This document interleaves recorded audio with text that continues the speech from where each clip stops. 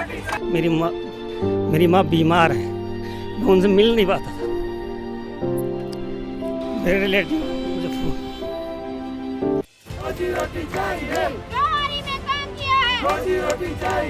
मैंने पूरे 9 महीने अपनी प्रेगनेंसी में कोविड में अपनी ड्यूटी की है। अरविंद सर हो गए या सतेंद्र सर हो गए, सब यहाँ से निकल के जा रहे हैं, लेकिन इग्नोर मार रहे हैं हम लोगों को। विकल्प वाणी, सच्चाई की खोज। दोस्तों नमस्कार, विकल्प वाणी सच्चाई की खोज में आपका स्वागत है। इस समय हम दिल्ली सचिवालय पे हैं। जी हाँ, उस दिल्ली सचिवालय पर जो दिल्ली के भविष्य का फैसला करता है, दिल्ली की जनता के रोजी रोटी से लेकर उनके बुनियादी सुविधाओं की हिफाजत के लिए प्लान करता है और उस पर महत्वपूर्ण फैसले लेता है।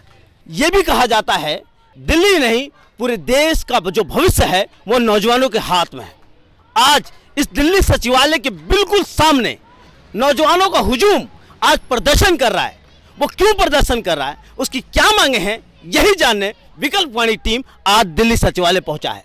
आपकी क्या मांगे हो, क्यों प्रदर्शन करें आप लोग? सर, हम ये प्रदर्शन इसलिए कर रहे हैं क्योंकि हम लोग कोविड वॉरियर्स हैं। हमें कोरोना काल पे 3 महीने के कॉन्ट्रैक्ट पे रखा गया था। हम सबको यहाँ पे हम LTs, OTs, लैब टेक्नीशियन और CDO और नर्सिस, स्टाफ नर्स, वैक्सीनेटर्स, हम लोग यहाँ पे हैं। करीब 5000 लोगों के करीब है हम लोग।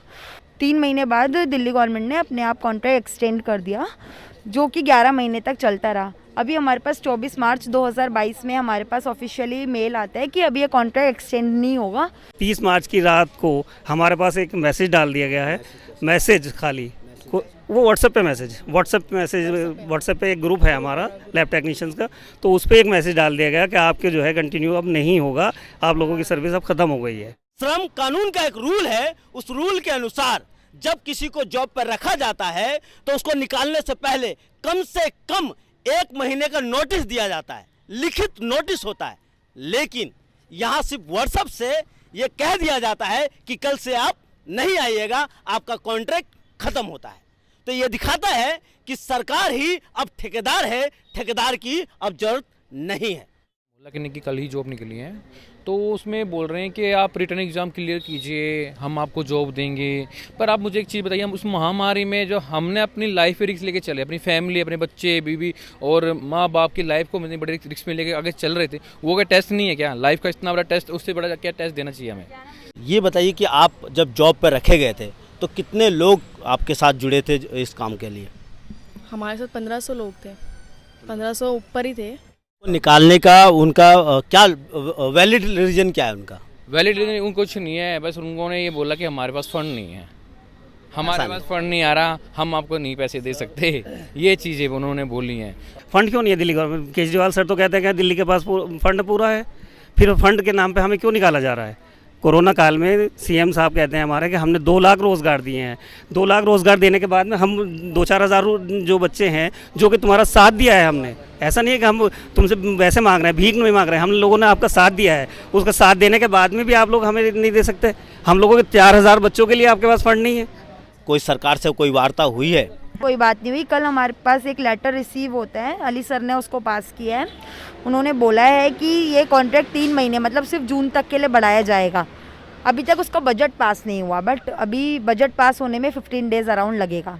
3 महीने के लिए आपको नौकरी पे पुनः रखा जाएगा 30 जून तक और फिर दोबारा निकाल दिया जाएगा। कल सर से बात हुई थी, अली सर से, तब उन्होंने कहा था कि अब ये कॉन्ट्रैक्ट हम और एक्सटेंड नहीं करेंगे। आप लोगों ने स्ट्राइक की, इस वजह से ये कॉन्ट्रैक्ट एक्सटेंड हो गया है, बट अब आप एक एजुकेटेड और लिटरेट पर्सन्स की तरह बिहेव करना। अब ये स्ट्राइक आप डिसकंटिन्यू करें। जहाँ भी हम जाते हैं सिर्फ हमें दिल्ली पुलिस मिलती है बस, और कोई नहीं मिलता। दिल्ली पुलिस हमें बाहर से बाहर ही समझा कर वापस भेज देती है कि आप ऐसे नहीं मिल सकते। हम वहाँ बैठना चाह रहे थे, हमें वहाँ बैठने की परमिशन नहीं मिली। वहाँ पे हमें SHO साहब बोलते हैं कि अगर आप वहाँ बैठोगे तो मैं बस बुला रहा हूँ अभी, और बस आप सबको डिटेन करा दूँगा। अंदर लेटर जमा करके आ चुके हैं सारे, कोई रिप्लाई नहीं दे रहा उसका। अरविंद सर हो गए या सतेंद्र सर हो गए, सब यहाँ से निकल के जा रहे हैं, लेकिन इग्नोर मार रहे हैं हम लोगों को। सर, मैंने पूरे 9 महीने अपनी प्रेगनेंसी में कोविड में अपनी ड्यूटी की है। अभी इतनी ज़्यादा प्रॉब्लम हो रखी है, इन्होंने एकदम से हमें रोड पे लाके रख दिया। अब हम कहाँ जाएंगे? हमें अपने बच्चों का भी करना, भविष्य देखना है। अब इन्होंने हमें कहीं का नहीं छोड़ा, हम कहाँ जाएंगे? जब हम लोग ड्यूटी कर रहे थे उस टाइम हमारे पास पेशेंट पॉजिटिव आ रहे हैं, हम लोग उनको डीलिंग कर रहे हैं। और हमारे सतेंद्र सर हो गए या अरविंद सर हो गए, इन लोगों ने आके ड्यूटी नहीं करी है ना वहाँ पे, हम लोगों ने करी। हमने पॉजिटिव पेशेंट को हमने डीलिंग करा है, एक पेशेंट पॉजिटिव, उसके साथ उनकी पूरी फैमिली पॉजिटिव। हम लोग उनके साथ रह के फिर हमें अपने घर भी जाना होता था। हमारी फैमिली में भी लोगों की डेथ हो गई। मेरी एक छोटी सी बच्ची है, मैं उसे छोड़ के घर से छोड़ के जाती थी और मुझे इतनी तकलीफ़ होती थी जाते हुए कि मैं घर कैसे वापस आऊँगी। मुझे बहुत तकलीफ़ होती थी जब मैं वहाँ पे जाती थी, अपना कोरोना महामारी में जाना, वहाँ से फिर मैंने घर आना वापस, और वो मुझे मम्मा कह के मुझे गले लगाना। मैं इतना घबरा जाती थी कि मैं घर कैसे वापस जाऊंगी। और मेरे ग्रैंडफादर मदर्स ये सब भी पॉजिटिव भी आ चुके हैं, पर इस हालात में हमें निकाल दिया जाता है। मेरी माँ बीमार है, मैं उनसे मिल नहीं पाता था। उस कंडीशन में मेरे रिलेटिव मुझे आप ये आंसू देखकर ये ना समझिए कि अपनी बेबसी पर रो रहे हैं। ये दिल्ली के लोगों की बेबसी पर रो रहे हैं, जिनके ऊपर आप एक समय फूल और माला बरसा रहे थे, अब ताली और थाली बजा रहे थे, जिस पर वाहवाही किया जा रहा था कि हम कैसे योद्धाओं के साथ हैं। आज योद्धा सड़क पे खड़े हैं, चिलमिलाती धूप में खड़े हैं, उनका साथ कौन दे रहा है?